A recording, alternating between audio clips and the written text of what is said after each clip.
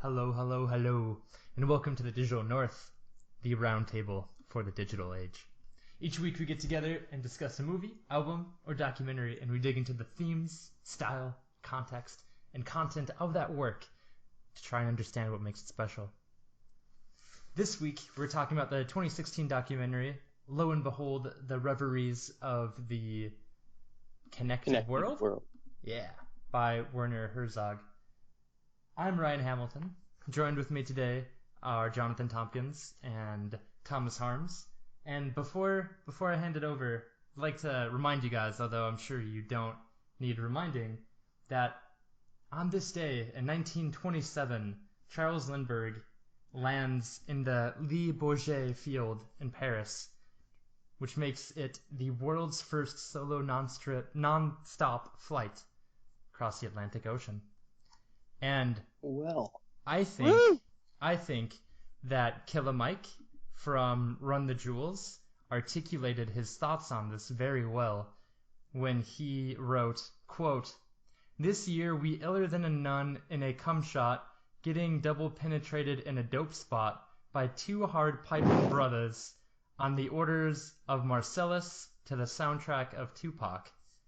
And I really don't think that I could have said it any more eloquently than that. I was thinking something similar myself. Oh, that was wonderful. So without further ado, Thomas, this was your documentary this week, so why don't you take it away? All right. So I figured this would be a pretty good documentary for us to discuss because it is something that allows us to have our nice roundtable discussions, the explosion of the internet or the information age, I suppose. And it's something that we have been lucky enough to observe in our lifetime, at least for the second half of that internet boom. So I think you guys probably all remember dial-up, and we have made some huge strides since then. Talk of Google Fiber spreading around the country now, so that's very exciting. Hoping for that here. Yeah, I know, down in Colorado, hoping for the best, but I doubt it. But before this, I'm not big on Werner Herzog. I'd heard the name, knew he was a documentary filmmaker, pretty well respected, but I had not checked out his other features, and I think I will have to now. This one was very interesting. I especially loved his selection of interviewees and all of their amazing accents. That's true. Yeah, we that had little intro. I'll pass it off. We had a great variety of accents. Sure did. You know the Timothy Treadwell thing? Among the band made a documentary about it, and then the guy dies and gets eaten by a bear with his girlfriend like years later. Yeah. Not his girlfriend, but some girl. What, Grizzly Man, right? That was a Werner Herzog. Yeah, Grizzly Man was a Werner Herzog. And it doesn't matter what Werner Herzog is doing, everything is always about like death and contemplation and like cosmic analysis, and it could be about literally anything. And he's like, Timothy, he spends time with the bears, and he feels as though he is not alone. Like everything he says is like, how can you make that depressing? Yeah, speaking of Herzog's philosophies, I took quite a few of his quotes down because, yeah, he had some great interviewees, and it made for some just hilarious quotes. Oh, yeah. Most of it was unintentional. I think some of it had to be a little bit intentional. Let me start it off. When that student at Carnegie Mellon was talking about his robot futsal team, he was like, "Yeah, when we talk about Robot 8, he's like our Messi." And then Werner says, "Oh, Robot 8, beautiful. Do you love it?" And then without skipping a beat, the guy's like, "Yes." And then his eyes like dodge around, kind of. I love Robot 8. Oh, this is lovely. Yeah, I have one written down that I watched. I suppose we're talking about tidbits right now. So tidbit, the part with the interview where the guy is on the bridge. I think there's like water behind him. His name's Ted Nelson. It just says Internet Pioneer Ted Nelson. Yep. That guy, he's like, and I thought about the movement of the water and how a complex system of relationships and And then I'm like, damn, I'll smoke whatever he's smoking. Oh. Right. But he went on this rant about how copy and paste was not actually copy and paste, and his good friend changed the meaning to copy and paste and said it was the same thing. And did changed humanity a disservice. apparently. And he says, and I had to watch this part like 5 times, interconnection and representation and sequentialization Are all similar to the issue of water. The issue of water. Yeah, I wrote that down too. Yeah, that guy was high as fuck. Chew on. Thomas, what did you think? What did you think of Ted Nelson? That was the guy John brought up. Yeah. I thought he was definitely an eccentric fellow, because I loved how when he was trying to get his message across, he would kind of close his eyes and his hands would go all kind of like dreamy, and he's like, it's like he's trying to summon something. Yeah, it was pretty good. The water. Channeling it. Yeah, I mean, he was very into it. Yeah, he was channeling his inner knowledge. It was pretty good. Oh my goodness. Yeah. I like that guy. I thought of you when I heard him speak. Really? It was great because, like, I mean, he spoke with such passion, and he seemed pretty kooky, but he was really articulate, and he was able to actually kind of footnote his thoughts instead of like most crazy people who just have these just tangents of thoughts which they can't Just ever... the middle part of his conversation without the beginning and the end. Yeah, exactly, and just hop into it without any real beginning or end.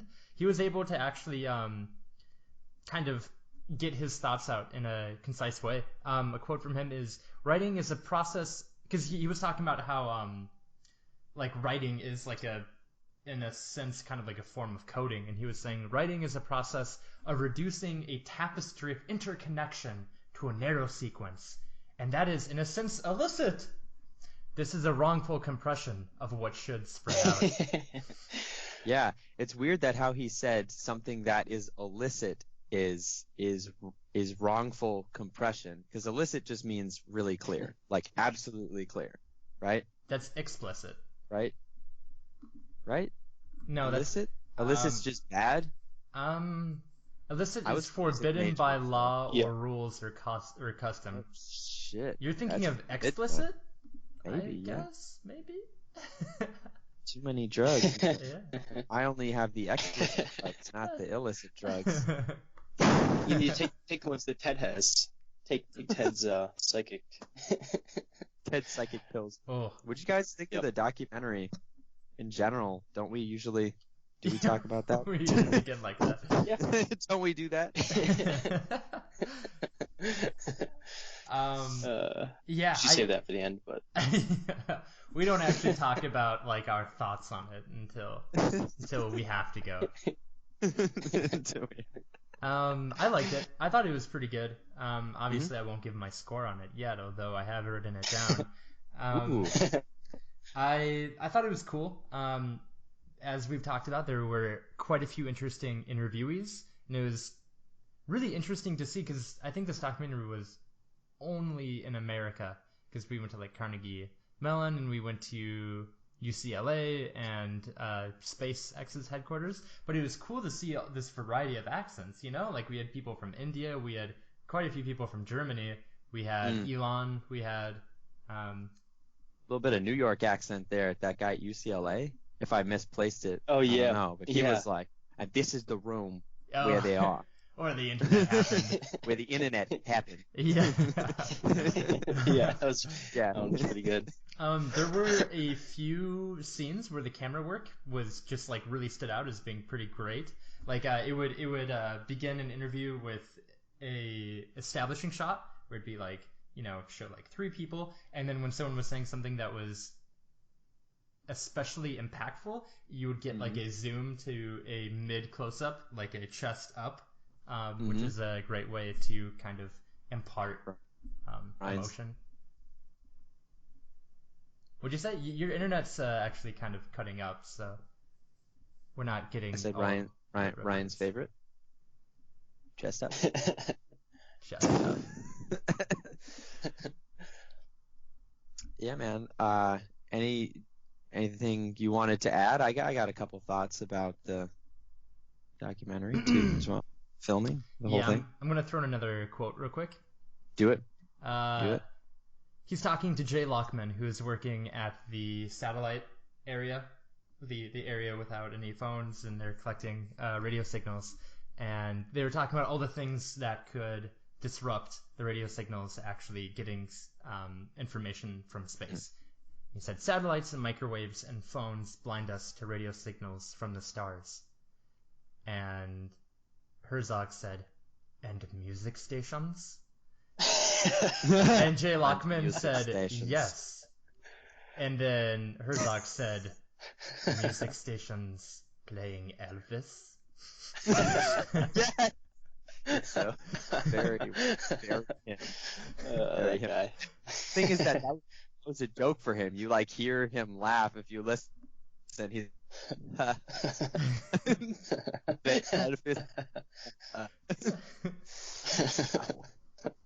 yeah, dude. Well, I'll go next. Thomas doesn't need to talk. I agree. Well done in many ways.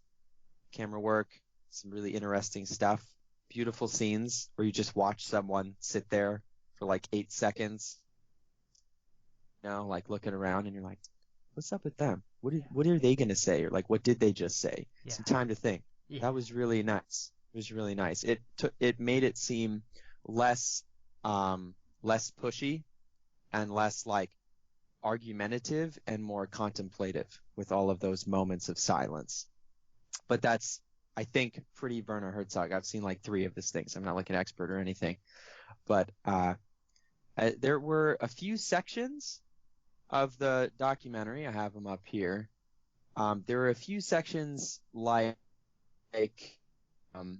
Internet on Mars and, well, life without the net that seemed a little bit strange to have in there. It's like it was going through the entire scope of the impact currently of the internet on modern culture.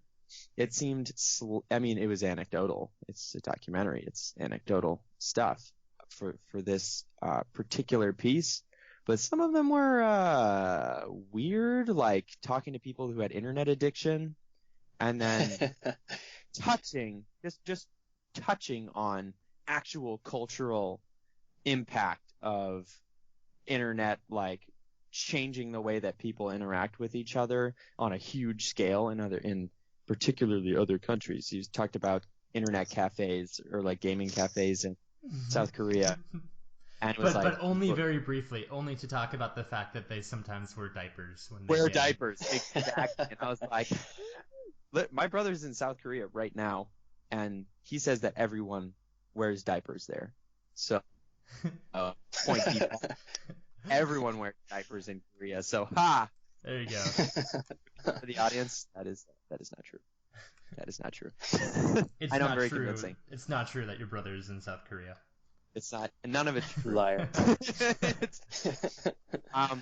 Yes, but there were some sections, like the interviews with Elon Musk. I was like, oh, this is awesome. I like hearing deep stuff and seeing the room with the internet where that was started. I thought all that stuff was really charming, how it was done. Interviews, all kinds of good stuff. So I think well worth the watch. Well worth I the agree. watch. You cut out Definitely. for about 3 seconds, I think. Yeah, it was. Yeah. Ryan, you were cutting out a bit earlier too. I don't know if everybody's connection is bad today. Oh my god. So yeah, you're cutting out for me. Of course, it would be on the episode about the internet that our internets are failing us. Yeah. I'm plugged in, man. I'm plugged into the system. There's no way it's me. I don't know. I don't know what to tell you, man. It's still the system, man. Bro, I got fiber. The system. I mean, I have a cord, which I think has fiber in it. At 600 kilobytes per second. Not Google Fiber, though. Yeah. I had a lot of fiber in my diet today. Norway? Google in Norway? It's not helping, apparently. Come up with, like, dried fish recipes. It's called rakifisk. Oh, Just so you Lutefisk? know, they don't call dried fish recipes, and in fact, Google only works in standard Germanic languages here. So Oh. I've got all of the Scandinavian languages to choose from, a little bit of German, and 2 cool trendy words from English. Nice. Pornhub? Knullehole. Knullehole. It means sex hole. I know. That's pretty good. All right. Well, I'll keep it going off of Jonathan. I also very much enjoyed the film. And although it was an anecdotal documentary, I thought it did a really good job of trying to get you to ask questions, trying to get you to think about the implications of our advancements. Specifically, one of them that I really liked, one of the quotes was he was talking about artificial intelligence and what it's going to mean to for our morals. It said, "We are due for a shift in our morals for what it means to be human."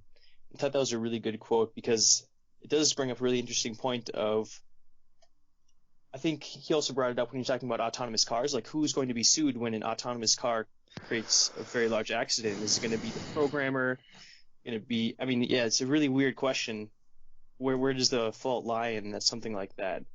So I thought it did a really good job of bringing up these interesting questions that are very unique problems for our age. Yeah, I think that is a great that's a great part of this documentary to touch on, because yeah, Elon talked about how important being prudent with your coding is, like making sure that your coding is not only benign when you make AI, but also that you have just all of your bases covered, because you need to be so careful when you do that. Another point about AI is that AI will eventually probably become one of the ultimate labor-saving devices in the world, and a lot of people's jobs will become obsolete. You know, for a long time, things like intellectual property or like intellectual work probably won't be completely subverted, but you know, after some time, it's going to be like any job that you want to do, a robot can do better than you.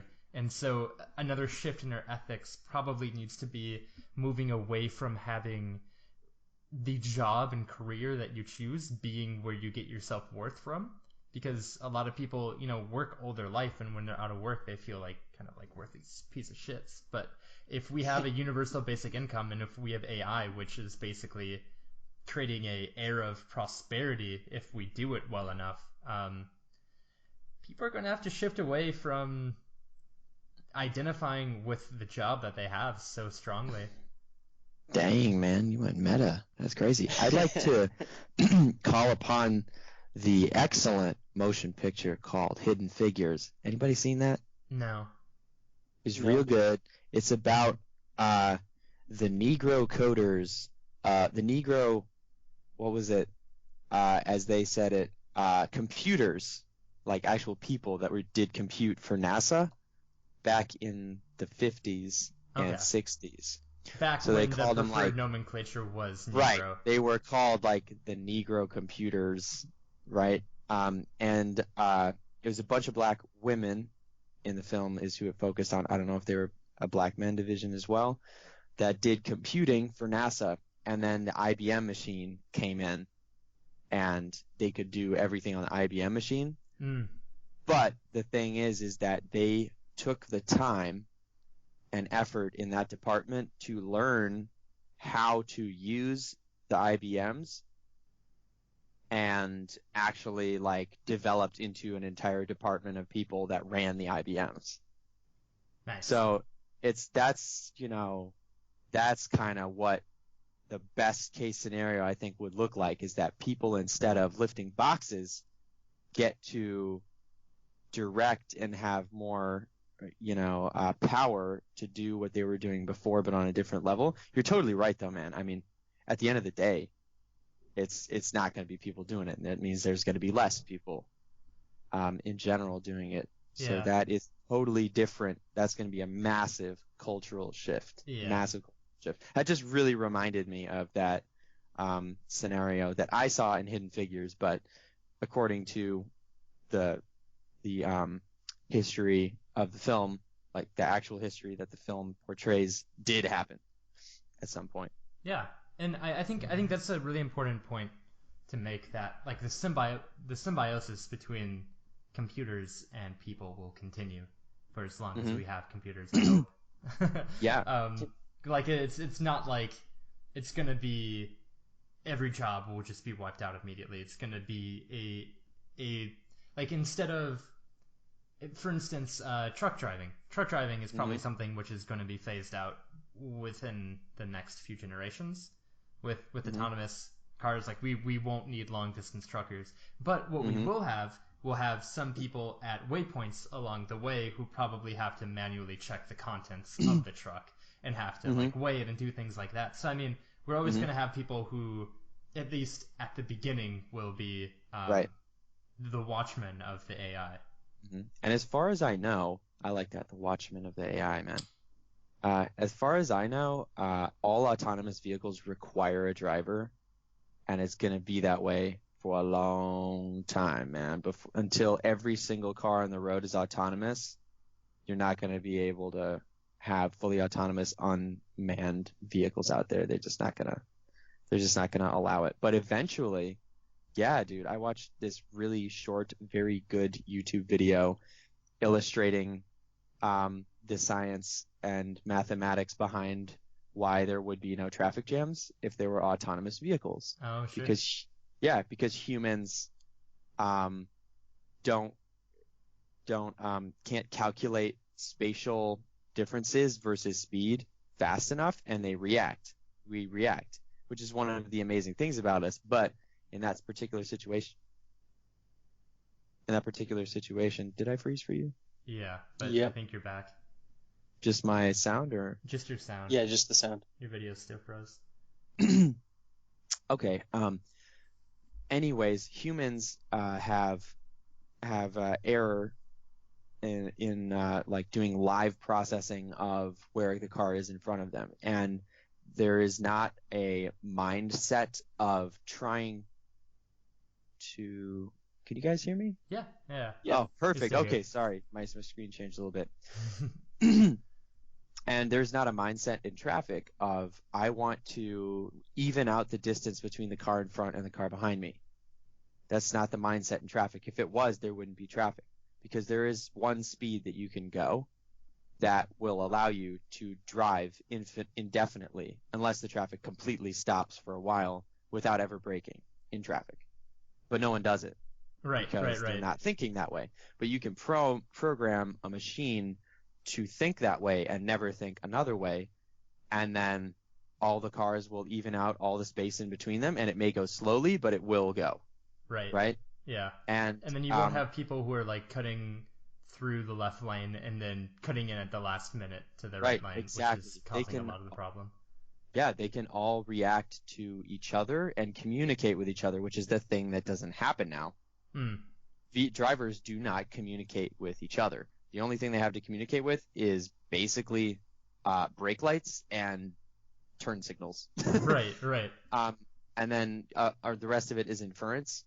But I think the one that was really cool is that you wouldn't need intersections or traffic lights, because cars would just fit in between other cars when they went, which is pretty crazy. Yeah, that'd be neat. It is. Yeah, I thought that was really cool when we were talking about like the interaction of vehicles for this instance. When they were talking about the futsal robots, it was really cool when we got to see some of the code in action, because it looked like for every like 100th of a second, each robot had, I mean, I'm sure this is just a gross oversimplification, but like a flowchart of possibilities based off of that robot's like spatial like mapping of the area, and then like its awareness of the other robots, and like what its goals were for that part of the session. It just seems so cool that, like, you know, every 100th of a second or 1,000th of a second, or however quick it is, because machines are generally much quicker than we are, it was able to just like reorganize what its priorities were and move along the different options that it was given there. So it was just a really cool example of really complex coding in action. I thought that was really dope. But do you love it? Yeah, I'm glad they showed the visual representation of it as well. Yeah. At least for a little bit. Speaking of love, another Herzog quote. When Herzog was talking to that German teacher, the guy who was talking about how he was a teacher at Stanford and then he had those online courses. On the side of that, the interviewee said, "I think we'll get to a point where almost everything we do is done by machines. And this is because machines can learn everything much faster than we can." To which Herzog replies, "But they cannot fall in love as we can." That's what I'm saying, man. That's what it's like. Yeah, and you know what? I counter that. I counter machines can learn things much faster than we can. I think that what he's saying is true about some information and some things, not all things. Machines can't just learn things better than we could. If a machine could learn things better than we could, then they would be able to play the flute by watching. Right? They can't do that. Well, right? But also because, like, I mean, to have a robot who could do that, you would need a robot with fully articulated, like, hands, and you'd need the ability to sustain a constant breath for a while, and a mouth which could create an embouchure which would fit it. Like, we don't have tools which are built to be used by robots like that. So I don't know that you could argue that. But let's say that there was a machine. And the machine would need to learn in order to do it, right? Not be programmed. So let's say that there was, Jesus, I mean, it's hard to say, but like something more simple than flute, like the piano or something like that. And all the machine had was some articulated, like little levers, right? That it could move and push the keys with. Sure. If you go in and you play something simple, like, would it be able to copy dynamics and movement and all that stuff and play it faster than a person would be able to do it? That's the question, because a lot of that isn't learning. A lot of that was programmed into that machine first. Right. It has to have the option. It has to know that is a possible move for it. But it's hard to talk about because it's weirdly similar to just regular people. Yeah. Well, but that is a good point, because even for things that machines are specifically programmed for, they perform better when they're assisted with a person. I was listening to a podcast with Kasparov, I think is his name. He used to be a chess champion. He was talking about the interaction of people and machines, and he was saying that the best chess players that we have are human plus machine teams. So like machines beat humans consistently, but a AI which is assisted by a person consistently beats just AIs. So like even for like brilliant. Even for like specific goals, there's still times where having the input of a human is still more valuable than having the input of just a robot.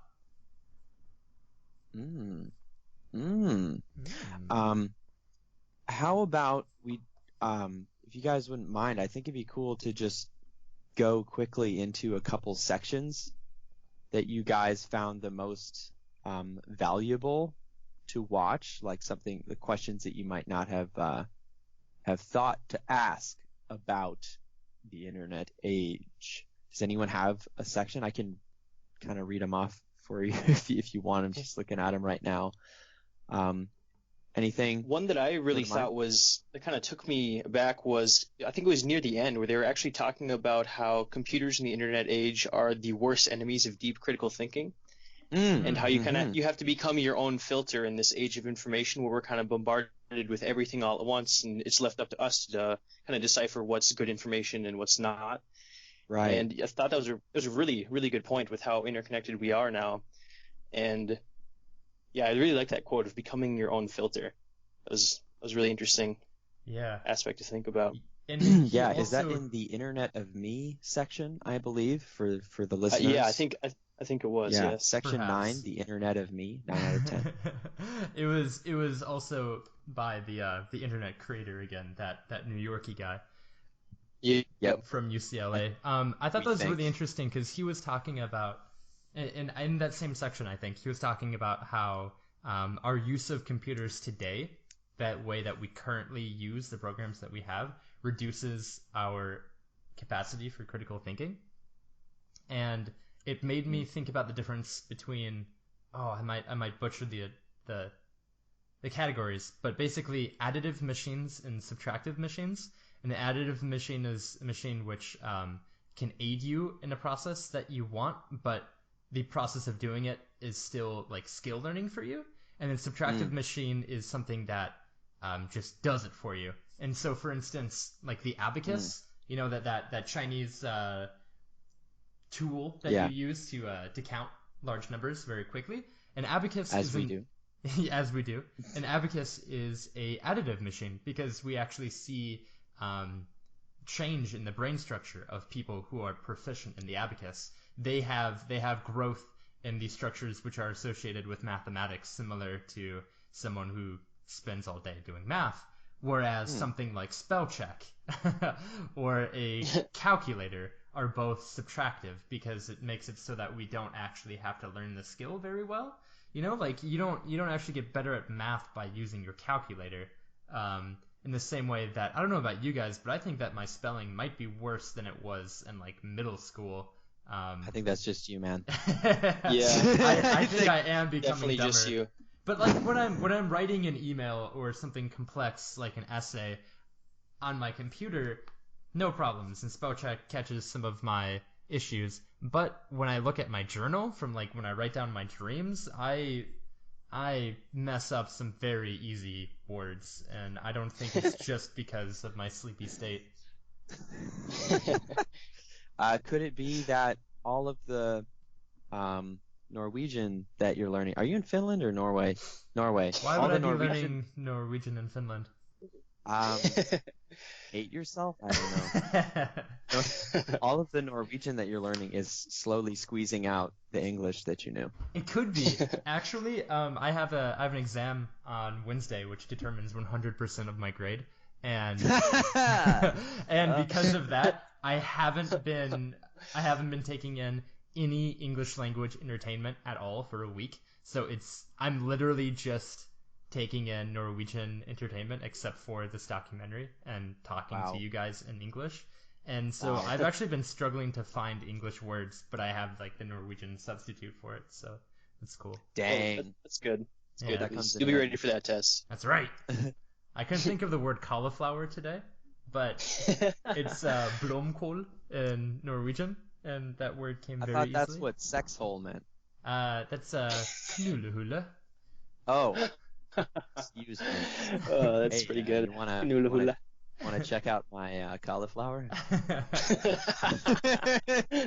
Jonathan, what was one of the Invite. sections that you really thought was just I delightful? was really struck by the Internet on Mars section, section 7 for the listeners, 7 of 10, and the woman, besides being kind of sexy, that was talking about it. She had a big tattoo on her right arm and like short hair, and she was I remember. actually I know you liked her. Damn it, I can't really find what her name was, but I have her down as tattooed lady. good. Good. She was talking about, well, the discussion was kind of Mars or colonies or leaving Earth, the death of civilization on Earth, and preservation of humanity, because at the end of the day, there was that one guy who was sitting in that very dark room. It looked like some kind of bunker. He was wearing a blue shirt. He had round glasses. This is so great. We're so good at this. Oh yeah, Lawrence Krauss. Yeah, Lawrence Krauss. He was sitting in an He's in like observatory. a planetarium. Yeah, a planetarium. Planetarium. Okay. And he was saying that with the internet, if you removed the internet from human society right now and removed the ability to communicate that way, no one would be able to work, get food, do anything. Tons of people would just die because we rely on it.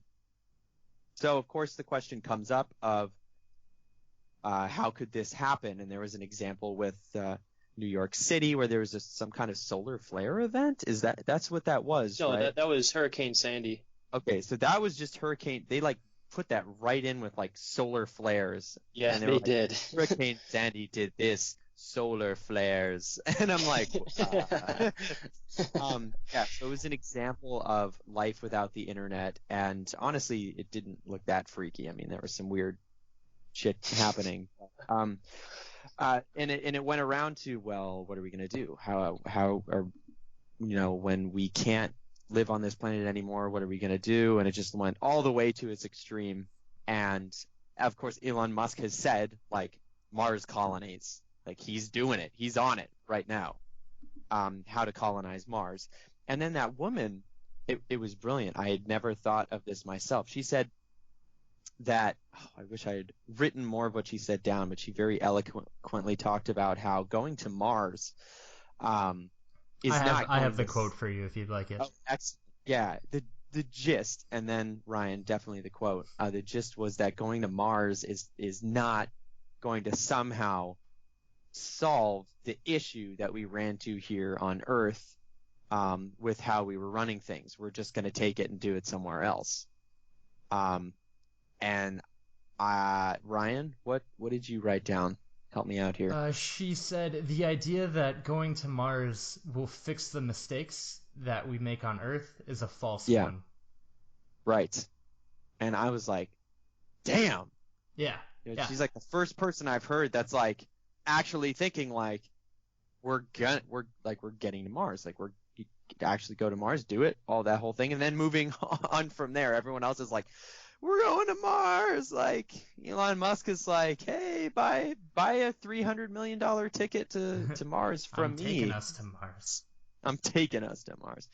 Yeah. I thought that was a great really point, though. Me. I think that was a great point that she said, like, as we learn more about the universe and our place in it, and we realize just how lucky we are to be on the planet Earth and to know that we are like the only life-giving planet that we know of.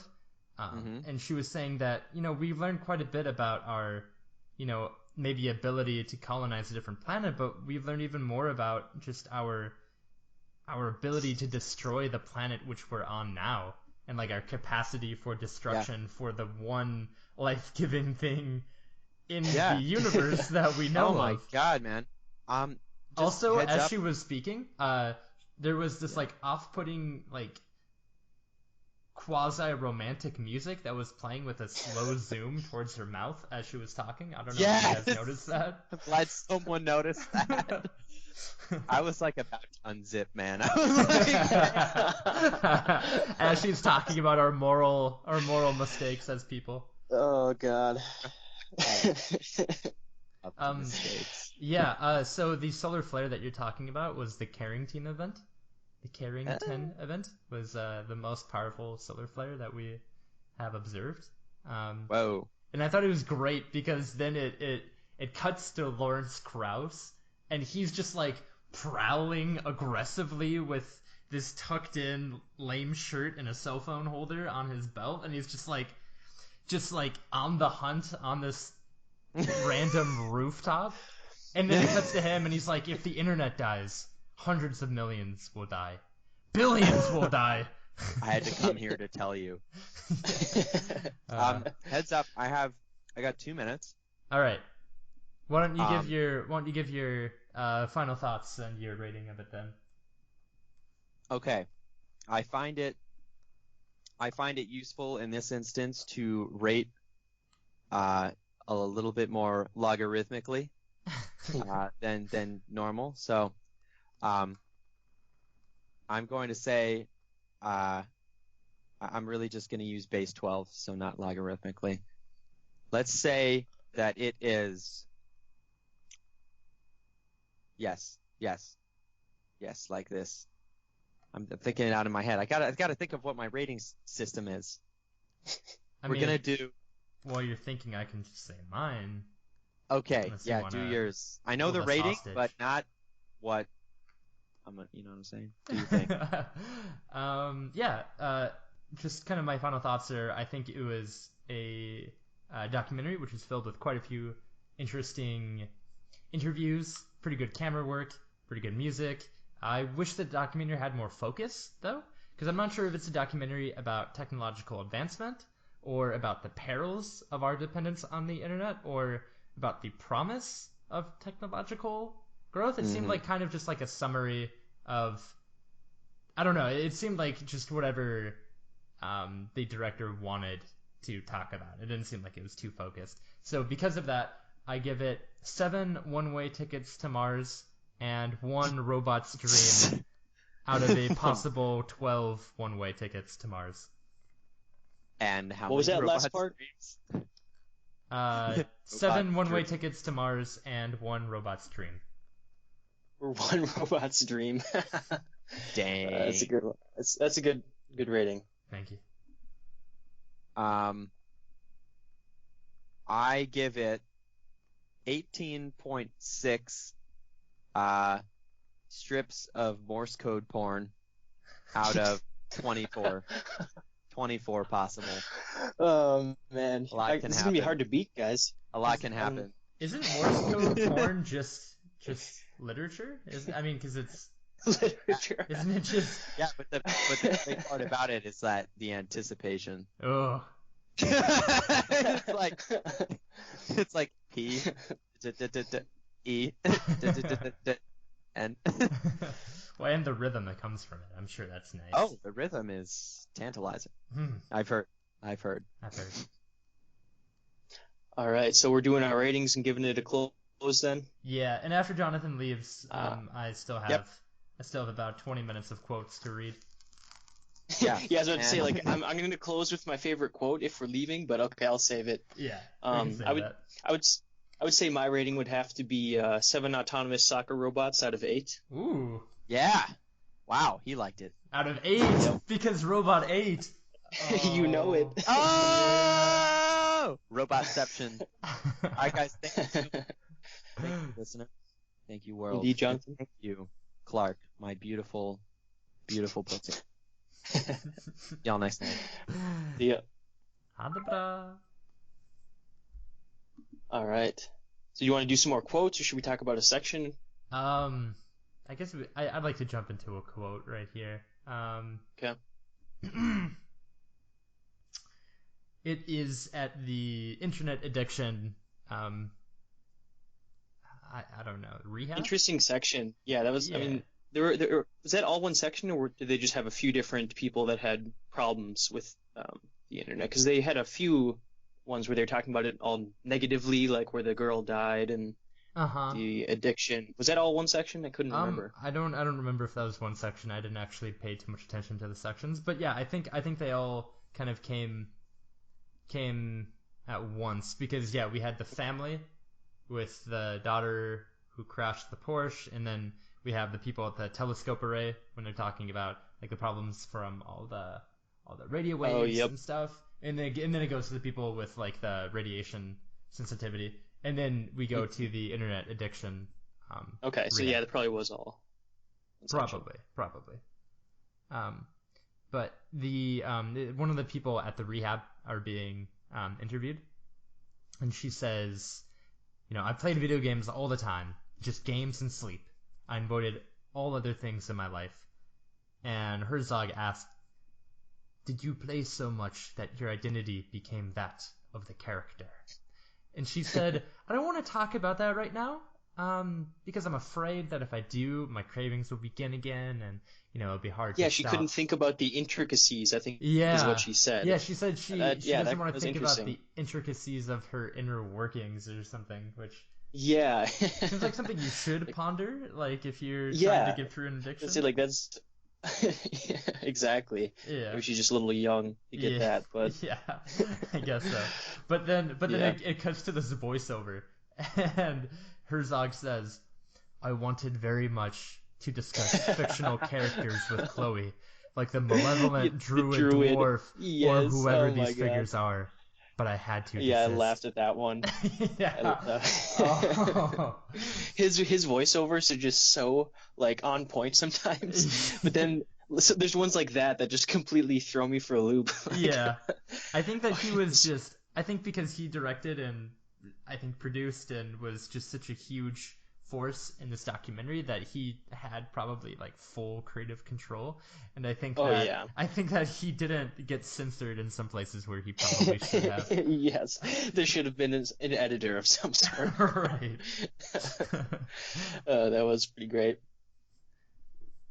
I got a good quote. I think it was going off of what you and Jonathan were talking about earlier about after the solar flare section and talking about Hurricane Sandy and how the interconnection of everything is kind of a necessity for our society now, especially with food. And the quote was, "Civilization is about four square meals away from utter ruin." That was pretty good because he brought up the fact that we don't really have stockpiled warehouses with food easily accessible to most of the nation. Like where the stockpile is, we have an apocalypse-like situation. They're just going to get raided by whoever's closest. It's not going to be a very efficient system anymore of delivering everything that needs to get delivered because, like he said, it's all digital now. The orders and everything that you need, it gets sent through the internet. So, I mean, I'm sure we could find some sort of interim system, but it would be very, very bad. Yeah. I'm not sure how that would go if we had something like a solar flare knocking out half the nation's power or something like that. Yeah, for sure. And like to build upon the problems of communication, we have I think it's called neo-Fordism. I learned a lot about this in my anthropology classes. But this What? neo-Fordism, Fordism. or like post-Fordism, like where Fordism is this basically like economic ideal where you have a good which is pretty much like designed and manufactured and fabricated and shipped out of one factory. So like you have a good like a car, like you have the car designed, tested, and then made and shipped out from a factory. Yep. But now that's not how things are made, like for instance, an example that one of my professors really liked to use was the flip-flop. How the flip-flop comes from like an oil field in United Arab Emirates to being vulcanized somewhere in the Philippines to being shipped to China to have like the thongs put in it, like the thing that you put your toe in, and then that is packaged and sold out of like several different warehouses in the world. And the fact that we don't have a good which is just produced in one place. So I was thinking about the idea of food where like Norway has a lot of fisheries, but it's not like the fish are fished and then packaged and then transported out of one factory, right? Like you get the fish and then you probably get it like cleaned and packaged at one place, and then it's probably moved somewhere else before it is like exported or before it's transported across the country. So yeah, it's just a compounding problem where we don't have goods which are made out of one area anymore, and without the ability to communicate with people through the internet, for example, it's just a headache. I'm sure. we would be lost. Yeah, it'd be impossible to get those things done. Yeah, it's interesting to think about how all the manufacturing has gone to wherever it's cheapest. Yeah. And yeah, that's gonna have a big effect. For sure. And then I thought it was really cool when they brought up the telegram during that Carrington event, the powerful solar flare.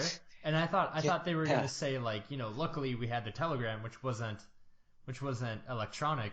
But then they are talking about the fact that because of the way that they were connected, the paper from the telegrams burned up on either side when it was like connected crazy to the system. Yeah, so even simple things like that wouldn't work. Like, Yeah, it's crazy to think about how much we Yeah, depend on this stuff and what could really go wrong because we really have no idea. We've yeah. had this kind of around almost our whole lives. And kind of speaking of that, there was I didn't write the quote down, but it was I think it was near the end, The Internet and Me maybe, where he was talking about how we're going to have a generation that's growing up in such an egotistical society where Mm, the Internet of Me, you're going to walk into a room and lights are going to dim, like that type of thing, where everything is going to be personalized and how that's going to affect culture. And that was a really good question. I thought that guy brought up some really interesting points, and I was kind of disappointed that he was only on for like maybe a few times in the last 20 minutes, half an hour. yeah. That guy was really interesting. Yeah, the security expert, right? The guy sitting Yes, this in that exactly. office. Yeah, Yeah. Yeah, that was a really cool section. Um, yeah, he was really articulate. yeah. I wonder what happens when you have two people in the same room with different settings. Yeah, be interesting to think about. Have you seen the TV show Black Mirror? Yes, I have actually. I love that. Okay. It's a Have really good you show. do you remember the episode where they have those AIs which um I don't want to spoil it for you if you haven't seen it, but I'm going to. I'm sorry. I have watched all the seasons, but it Oh, was okay. a little while ago, so Okay. I've definitely seen it. Well, there's one where they have this basically like this computer which someone implants in their brain which reads all of their electrical Oh signals, yes, and then okay, after a I do week, remember this one. yeah, Yeah, yeah, after a week or so it becomes like a copy of that person's thoughts, and then yeah, that's they put it in oh man. a little piece of machinery, and then they have someone like manipulate time and like put it through like hundreds of years or months and Yes, months and months, and that one was basically really like good. psychologically break down the AI so that this little AI program, which is a copy of its master, will live its entire life just to like set everything to the wake up routine of its like human counterpart. Yeah, that show is really good. It's got some really interesting subject matter. Yeah, Really, really creative for yeah. sure. And I guess going off of the idea of us being so reliant on the internet, I mean it's bad to not have a contingency plan, and so I hope that there For are sure. plans around for communities or counties or states or regions or something like that. But I I guess the documentary did this because like tragedy and fear is a lot more attractive than just talking about good things. But I mean, like the reason why we're so dependent upon the internet for everything that we do is because, I mean, it's amazing. Like the idea that you can communicate with people across the world instantaneously and like share files or share videos and And our um access is ridiculous. yeah, like the fact that we're able to have a conversation now when we are 8 hours In a different away, country, yeah. yeah, in a different country, different time zone. Um, I mean, Yeah, it's it's fucking pretty amazing. awesome. hmm At the touch of a button, even like no delay. It's just boom. It Yeah. is crazy. And this Oof. is a simple program too. Like this is nothing complex nowadays. Yeah. Skype Yeah. is Skype is, yeah. Skype is easy now. Um, hmm and I guess that takes us back to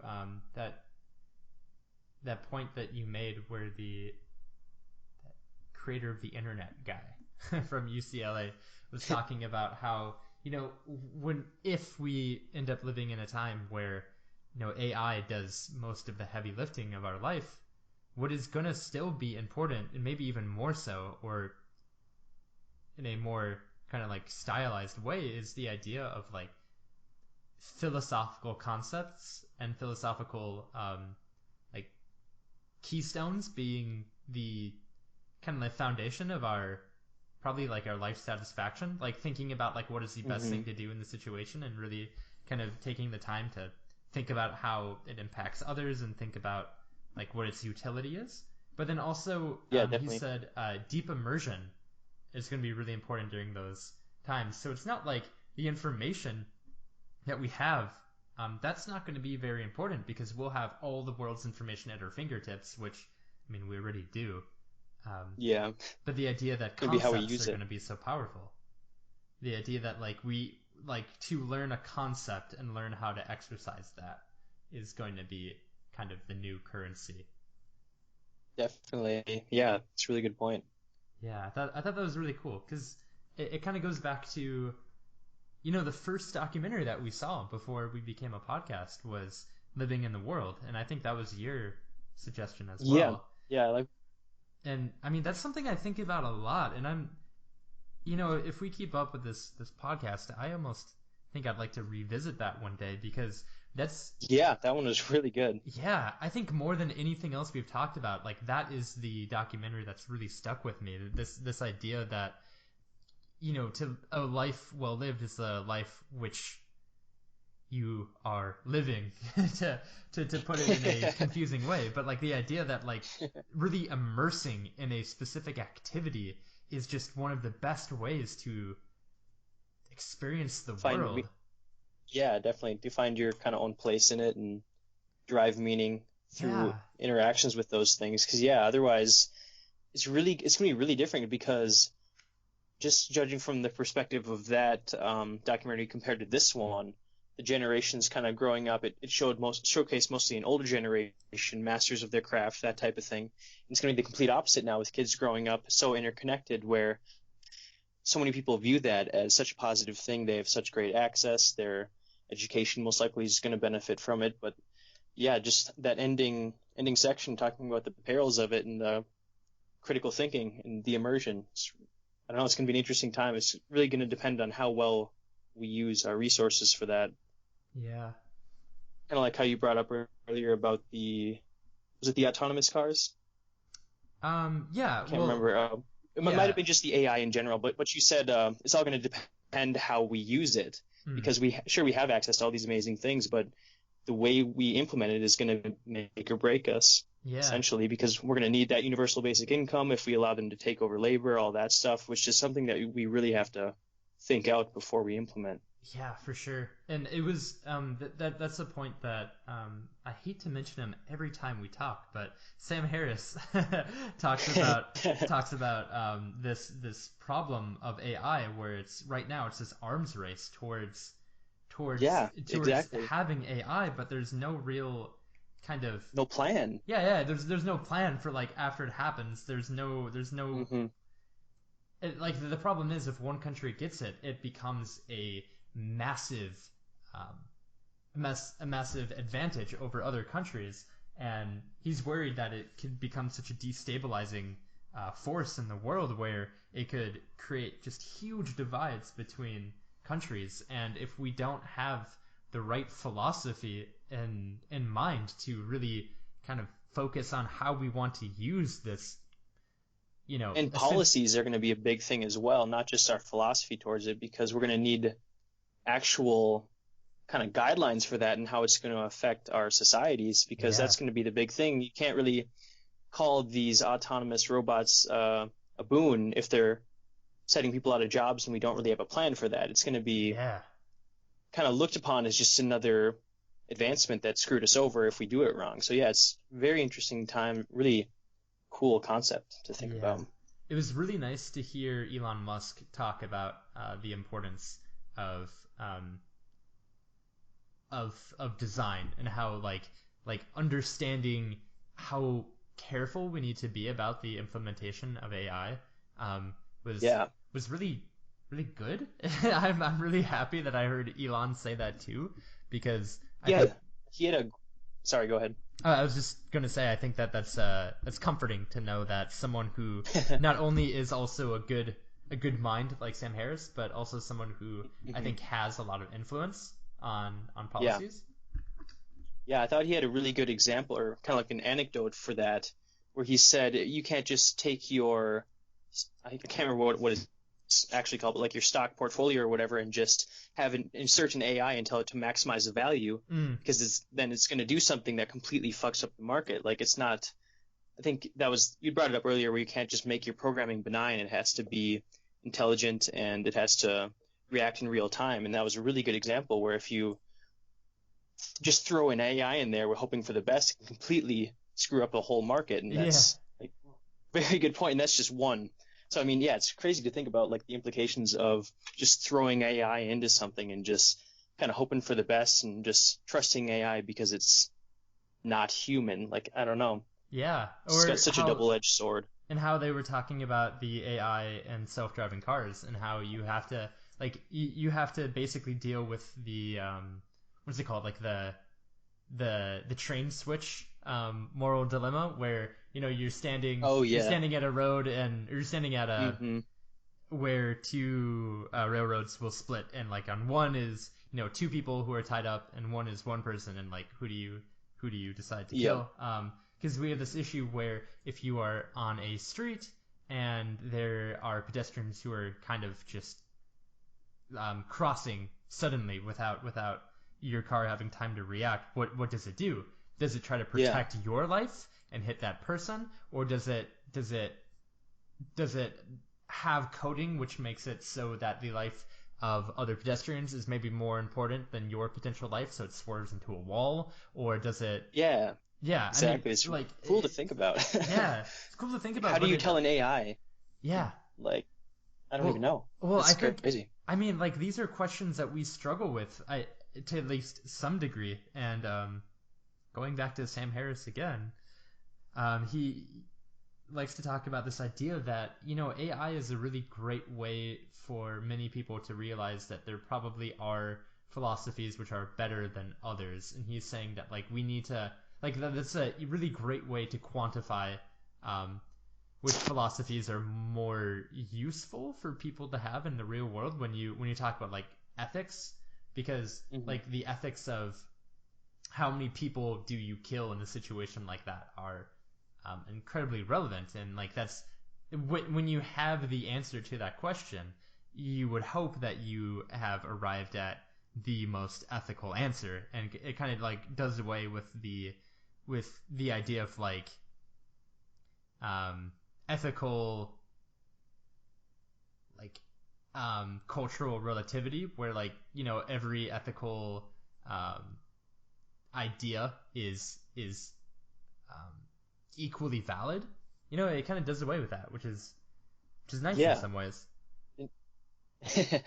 Definitely. It just means we'll have to have a more standard definition for that, though, because I feel like with these cars that kind of send out these lasers everywhere and have them bounce back, we are due for some sort of horrific accident because these lasers aren't reaching everything in their environment. So I feel like it's sooner or later we're going to have the system that we think, oh yeah, it can read everything in the environment, react real time. Of course, it can help with traffic jams, but I mean, with those, it comes down to ethics, like how it's going to decide what it's going to run into if it has to run into anything.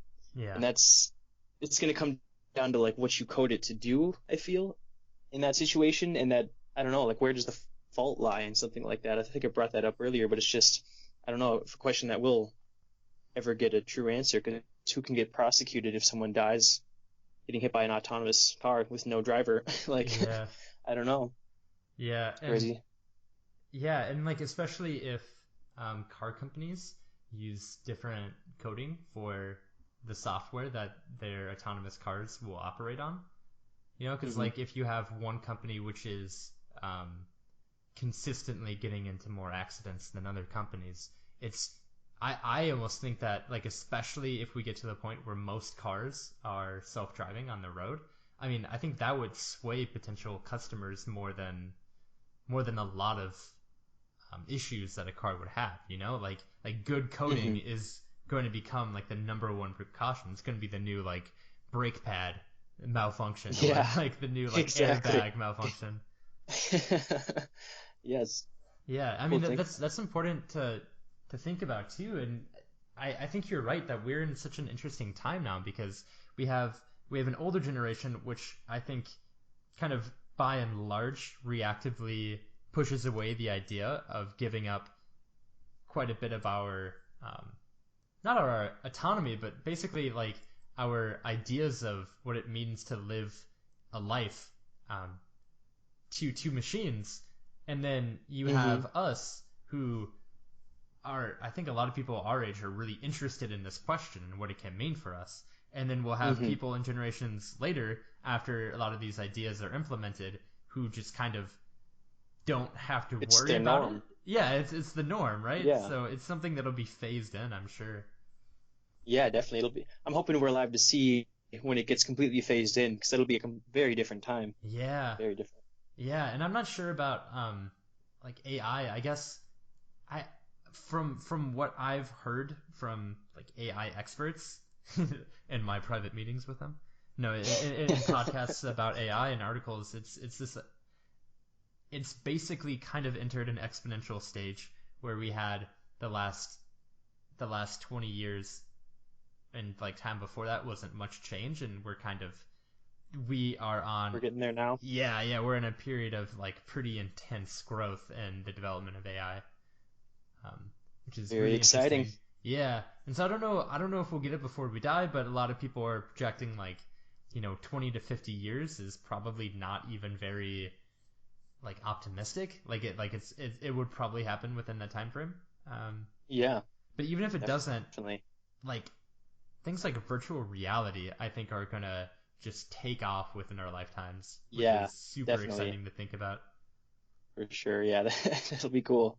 Yeah, yeah. Well, why don't we wrap this up? Why don't we All right. end on some final thoughts, and if you have some more Okay. quotes. Yeah, I was actually going to close with one quote because I thought it kind of represented the documentary very well. It was well, they were talking about the video game where you could kind of construct these molecules. I don't know if it was all just DNA, RNA type Yeah, stuff. Eternia. Eternia Yeah, was the yeah, name of the that's game. what it was. Yeah, yeah, and I thought I just wrote down part of the quote because I thought it was perfect for this documentary. But it is the world responded and it was beautiful. Yeah. That He was said good. um he said that Eternia is played by humans and determined by nature, which is Scored by nature. scored by nature. Okay. Yeah, I thought. Yeah, that was good. Yeah. That was yeah, Cool there's a section. lot of great um examples of people working within the field of basically programming. Just But yeah, yeah, that making was it really such a great innovative too. idea. I mean, Yeah, that was so nice. that was really cool. I was surprised of how popular it was because they said they had hundreds of thousands of people, and such seems like such a I don't know an interesting game for many people to just jump onto, like constructing these molecules in this cool little musical environment that seemed kind of nonchalant, but actually it's kind of playing nature a bit, I guess, without knowing it. Yeah. It's kind of cool. Oh, and if you consider the alternative of like having people write down ideas on a diagram of that molecule, Yeah, or like trying to exactly. construct like a physical representation of it, like the computer game Hmm. is so much more accessible. Exactly. Like nobody would have come down to help these guys fill out pages of paper Yeah. of doing anything, but you give it to them on a computer with a little bit of music and some bubbles in the background, and hell yeah. Yeah, yeah, for sure. Um, I guess I will end on the quote from Werner Herzog, which I think most most succinctly um, encapsulates him as a person. Um, Elon is talking about getting people to Mars, and he says, right now, we can't even get one person to Mars. So right now, and then Herzog cuts him off and said, I would come along. I wouldn't have a problem. One-way ticket. And then Elon says, Oh, I laughed at that one too. yeah, Yeah. right? And then Elon Elon Musk is says, just like yeah, he's like, yeah, I don't know, sounds great. And then before he can like collect his thoughts, Herzog says, I can be your candidate. And Elon just says, Oh okay. man, yeah, that was hilarious. Yeah. Oh, that was That's I think the point where I really got a feel for Herzog's personality. right. Because I had heard the name many times, but I'd never actually heard him speak. So uh, that was pretty good. Yeah, it was well done. Very well done. Yeah, I'm glad you picked this documentary. Yeah, I Um, was hoping it wouldn't be a flop. So because I yeah, actually didn't watch it until last night. So that's good. I think that's the way it should be. We should be suggesting yeah, things we haven't seen. Definitely. And speaking of, I am hosting the movie next week, and I don't know Nice. what it's gonna be, but I have a couple ideas. So I'm Okay. excited to see some movies that's been on my list for a while that I haven't been able to see. Nice. I'm excited as well. Is it going to be one you think I'll have to torrent, or is that, look for one that's on Netflix? You know, that's not a question 'Cause I can answer. I don't mind either way, but that's something I was kind of thinking about, like, because it kind of broadens our horizons a lot for what we can talk about if we don't restrict ourselves from torrenting.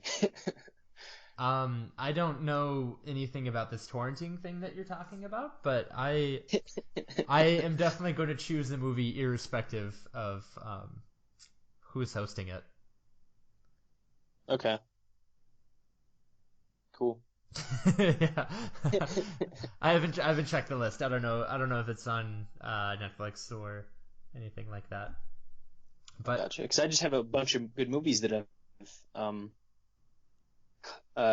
downloaded that are a little more difficult to find, but that I would love to talk about, specifically a documentary series, but it is kind of difficult to find unless you're willing to torrent it. So, oh yeah, not too sure. I mean I'm sure you bought it from a store near you, and that Yes, we like could a respectable citizen. yeah, and I'm sure that we could probably walk to similar stores and buy the same. So yeah, honestly, I haven't been restricting myself to Netflix, so I don't think that you need to either. Okay, because I kind of have been, so I might branch out a little bit next time. Branch out, man. I will. Just you wait. Oh. All right. Well, I'm ready. I'm ready to figure out this movie. I'll hopefully have that sometime All right. today, so we'll get it figured out. Cool. So, to everyone at home, Sounds thank good, you for man. listening to today's episode of the Digital North.